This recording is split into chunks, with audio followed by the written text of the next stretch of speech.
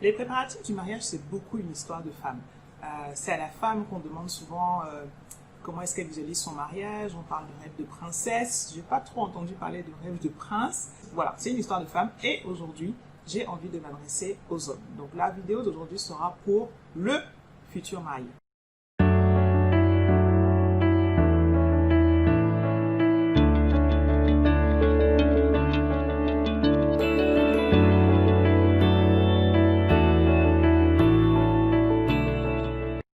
Bonjour à tous et bienvenue sur votre chaîne Mélanie Wabo Wedding. Je suis Mélanie Wabo, votre wedding planner. J'espère que vous allez bien, que vous avez passé une belle semaine. Quelques belles semaines d'ailleurs, parce que ça fait un moment que je n'ai pas été avec vous. Je m'en excuse, j'ai été un petit peu malade, mais voilà, me revoilà. Et je reviens en force pour la fête des pères.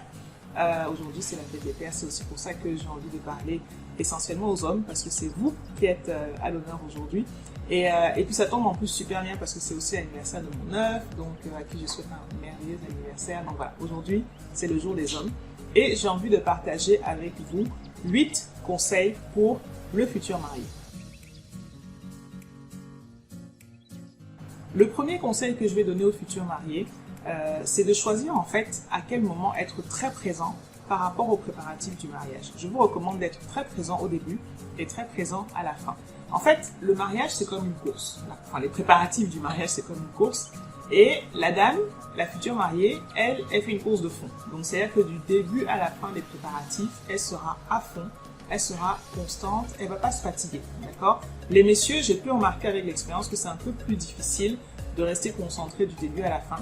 Donc, soyez très présent au début. Soyez très présent au début parce qu'en fait, c'est le moment où vous allez prendre le temps de définir avec votre fiancé à quoi est-ce que vous voulez que votre mariage ressemble, quelles sont les choses qui sont importantes pour vous, de quoi vous avez envie. Alors, si jamais vous n'arrivez pas à définir de quoi vous avez envie, définissez ce que vous ne voulez surtout pas. Vous avez forcément déjà été invité à des mariages, vous avez assisté à des événements, vous avez vu des choses qui ne vous plaisaient pas. Ça peut être que vous ne voulez absolument pas qu'on soit en retard, vous ne voulez pas que le repas s'éternise, enfin, il y a des choses que vous ne voulez pas.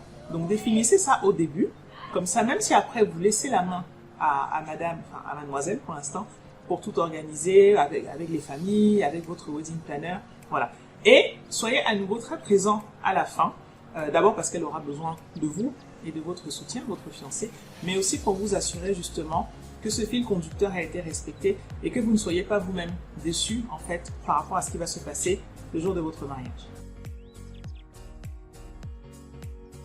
Deuxième conseil, soyez ferme sur le budget.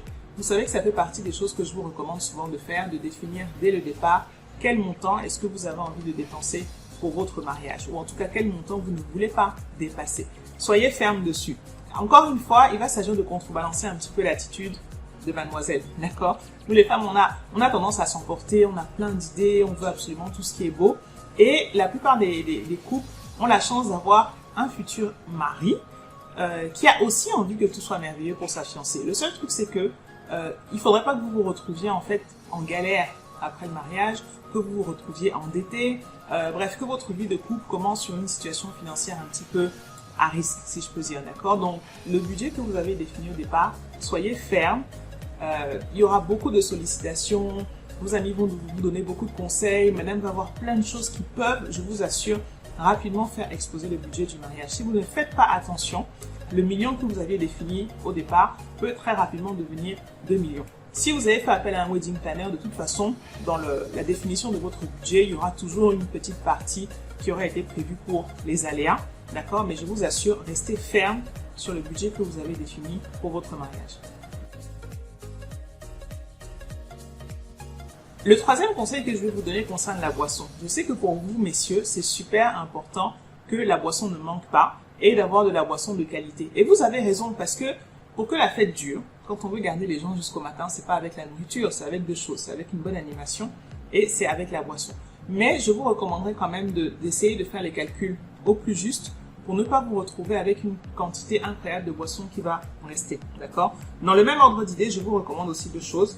La première, c'est de bien choisir votre cambusier. La personne à qui vous confiez votre boisson, choisissez-la bien. Déjà pour éviter les frustrations. Ne choisissez pas une personne qui va mettre en avant juste la table de vos super amis ou qui ne va gérer que les collègues et qui peut faire que la belle famille se sente un petit peu lésée. Ne prenez pas non plus quelqu'un qui est trop dur, qui va bloquer la boisson et à la fin, il en reste plein et vos invités sont déjà partis.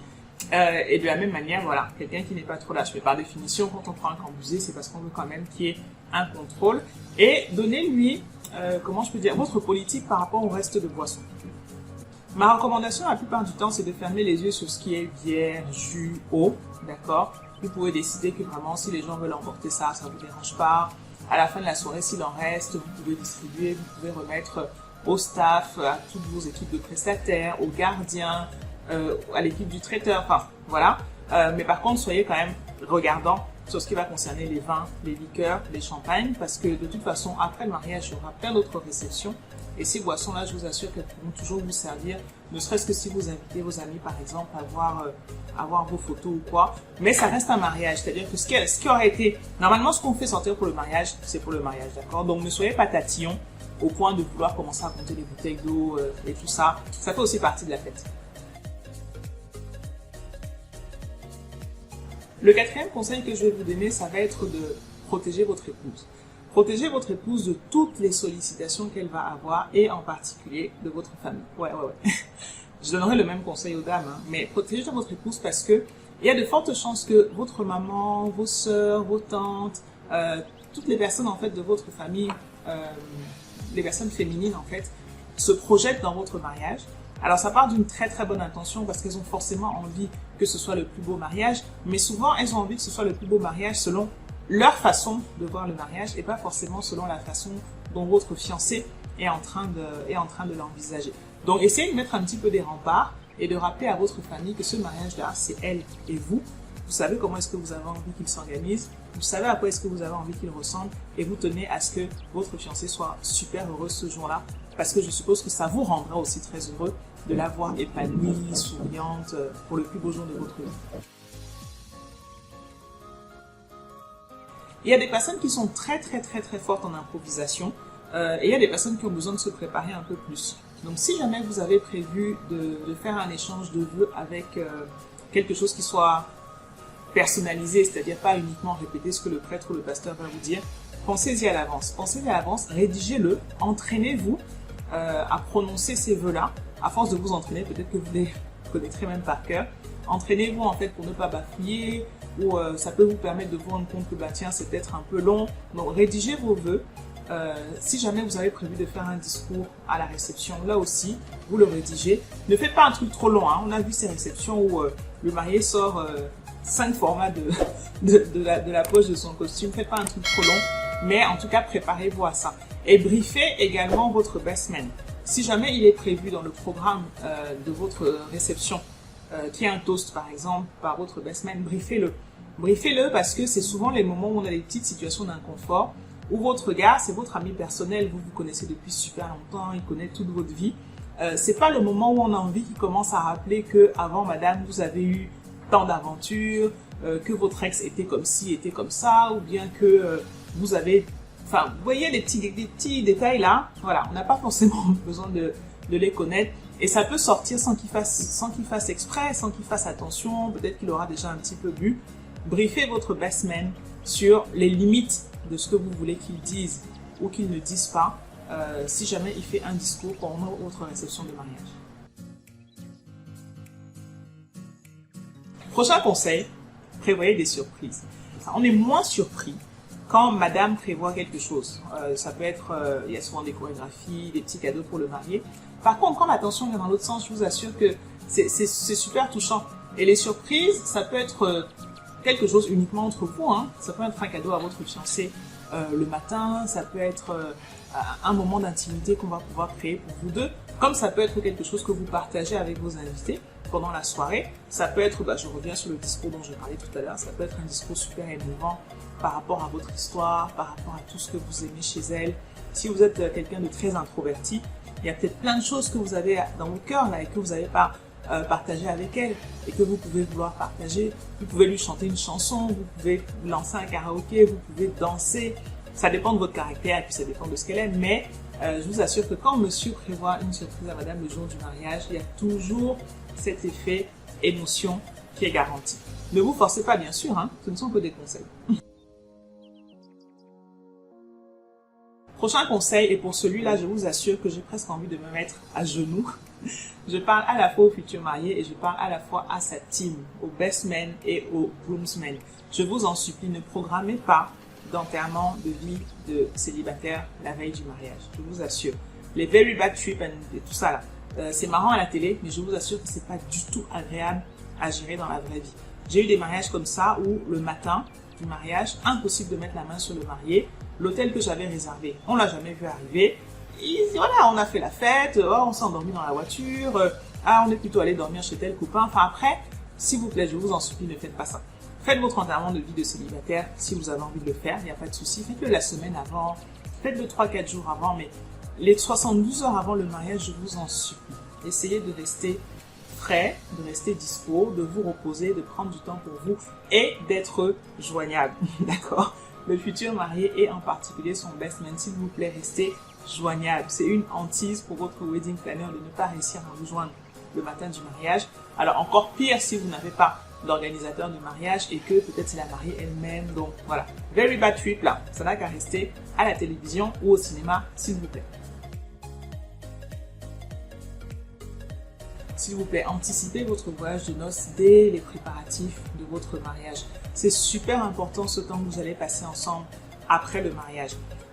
Vous allez avoir des semaines ou des mois, voire même une année de préparatifs du mariage, la tête dans le guidon pour préparer votre mariage. La semaine avant ou les semaines avant seront super stressantes pour vous deux. Le jour J, n'en parlons pas. Après, voilà, vous aurez besoin de décompresser.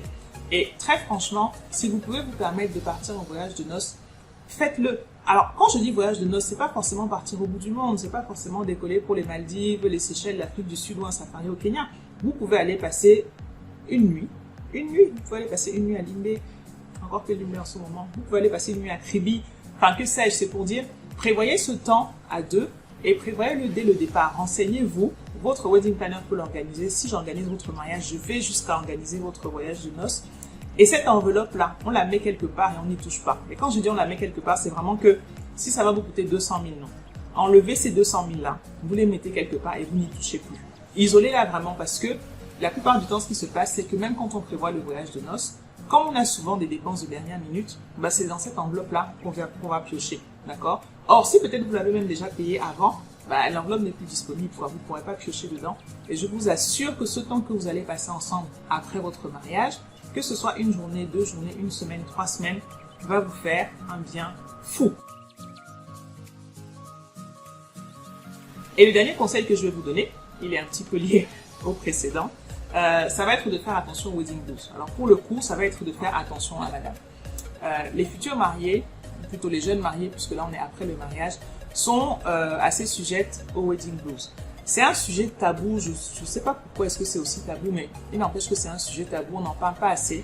Il y a des dames après leur mariage qui se sentent vraiment pas bien, qui peuvent être déprimées, et vous allez rien comprendre au film, parce que votre mariage s'est super bien passé, vous avez des photos, tout le monde trouve que c'était génial, vous avez passé un bon moment, et là vous voyez votre épouse qui est pas très bien. Vous pouvez vous dire que peut-être qu'elle doute, peut-être qu'elle ne voulait plus vraiment qu'on se marie. C'est pas ça, c'est pas ça. C'est juste une déprime passagère qui peut arriver en fait après le mariage.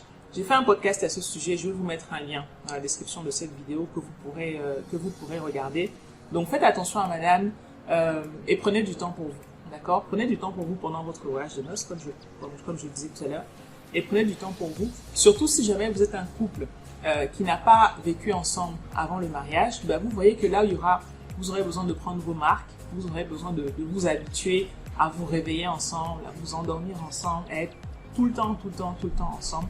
Faites attention à madame. Je lui recommanderais évidemment aussi de faire attention à vous. Mais voilà, puisqu'aujourd'hui je parle à mon futur marié, j'insiste beaucoup sur ce point. Voilà, alors des conseils pour les futurs mariés, il y en a plein, vous le savez bien sûr. Je reste à votre disposition en consultation pour organiser le mariage, tout ce que vous voulez, je suis là. Je vous invite à partager énormément cette vidéo. C'est surtout les femmes qui me suivent, donc du coup partagez avec vos fiancés, avec les frères, les collègues, les amis, enfin toutes les personnes de votre entourage qui sont en train de se préparer pour leur mariage. J'espère que vous êtes déjà abonné en regardant cette vidéo. Si vous ne l'êtes pas, vous vous abonnez, vous activez les notifications pour ne manquer aucune de mes prochaines vidéos et vous partagez sans compter, vous commentez et je serai là. Je réponds toujours aux commentaires. Voilà, merci beaucoup. Je vous dis à très bientôt. C'était Mélanie Wabo, votre wedding planner.